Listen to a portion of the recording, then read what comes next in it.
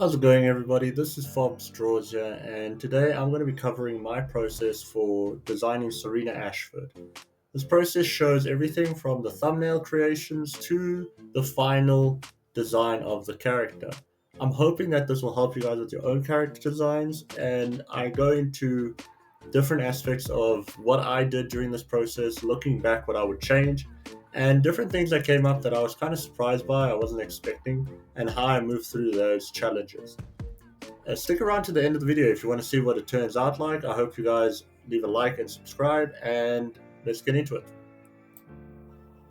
So as you guys can see, this initial design that I did was of the first iteration, or the second iteration of the character. The first iteration is what you see on the top left. That was the first character design I did in the previous video, where I designed 3 thumbnails of the character's stages of life in the story. I decided to zone in and focus on what she would be like as a teenager and to try and get a final design for that. This that you're seeing now is my initial attempt. There's a lot of things that I end up changing about this. Like I changed the lance to rather be a spear because she does end up with a lance, but in her teenage years, with the direction that I end up taking it, it seemed more appropriate to go for a spear. There was a few things I didn't necessarily like about this character design. It was just I think the proportions were a bit off, and the angle looked like it was viewing from a bottom up angle, and I would have preferred a straight on angle for the character's design.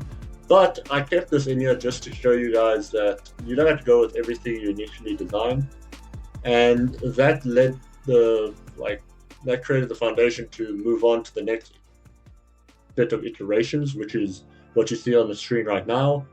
These iterations, unfortunately, I didn't record all of them, like the first couple.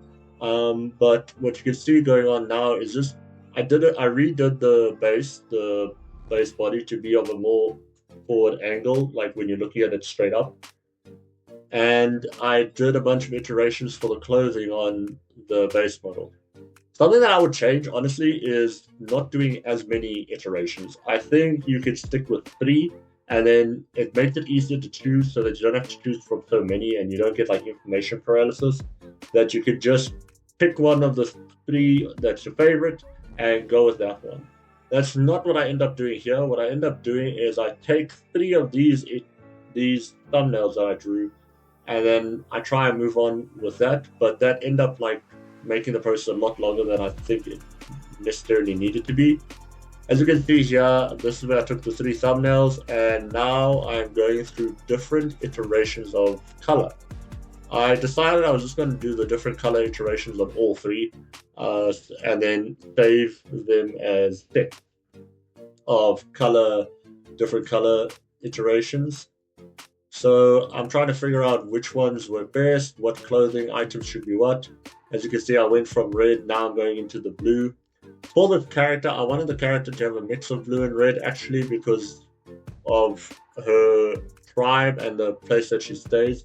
There's a mix of fire and ice, and obviously this character, if you watched my previous video, has pyromancy powers, so she can control fire. So I want there to be a bit of red in her character design, but she also lives like a Viking in this mountainside, and on the other side of the mountain is a lot of frost, it's like a frozen wasteland. And so I wanted there to be a bit of blue in a character design to represent that. And what I decided to do, as you can see on top there, is the 3 different iterations of the colors for those 3 different designs. I wasn't necessarily happy with any one of those designs, but there was different aspects that I like of all 3.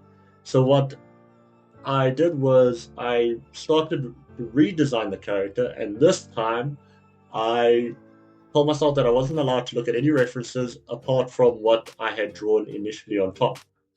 And that actually made it a lot easier for me, because that way it's weird how when you limit yourself, you actually become somewhat more creative and it feels a bit more free. And that's what helped me to design this final design that is what I end up going with. A lot of the patterns and stuff was just stuff I came up with in my head. Like I said, I was trying to limit how much I looked at references. I do think it's good to do research. I just think that it shouldn't be as a part of the character design process, because I ended up taking 2 days of studying Greek mythology, studying Norse mythology, just to get to the point where I was comfortable drawing this character. And I don't think that's necessary, especially if you're just trying to design a character for like a portfolio or something. You want to try and get it done um, somewhat more efficiently than that. What you guys see now is I took that same character design, split it up into three, and then did different character color iterations on them. These were the two that I went with. I really like both of these. I actually think I'm going to keep the one. I end up going with the one on the left, and I want to keep the one on the right for other people that would be in a tribe could probably have a bit more of that color setup. But the rule of three kind of helps me, and that rule of just having three iterations and then picking between those. You'll see I do the same thing with the spear here, where I'm designing a spear and I only do three variations, and then I just decide on one and go with that.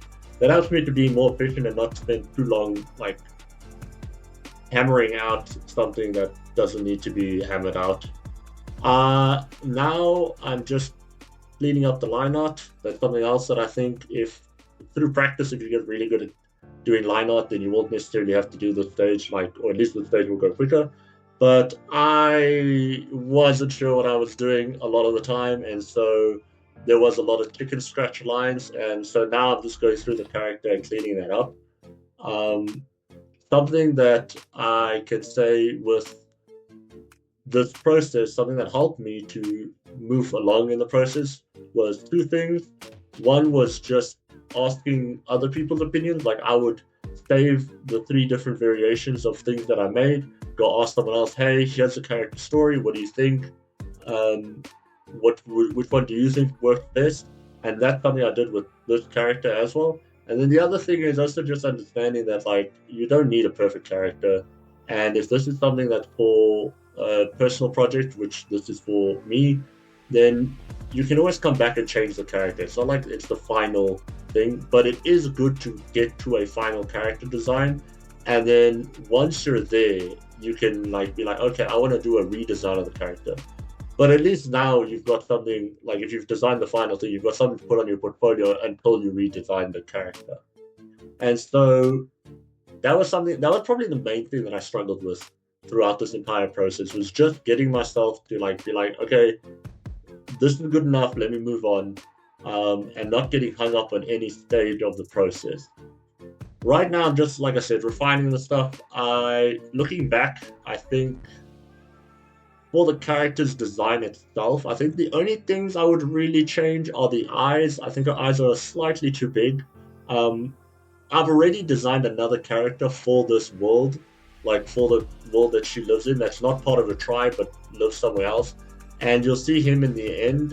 It's Jabari. I've got a video going through his design process, and his eyes are slightly smaller, but she is a bit younger. Like, this is her teenage years, and so I don't mind the eyes being slightly bigger because that gives the impression of like youth. I really enjoyed what I ended up with. And now I'm just adding the lighting to make it look a bit cooler. I don't think that's necessary. In the end, I add Jabari to see if the styles fit, and they do, as you can see here. And so, yeah, that was the process. I hope you guys really enjoyed this video. I hope to keep uploading videos like this about my characters. If you want to see more about these characters, check out the previous video that I made that talks about the history of Serena Ashford and her lore.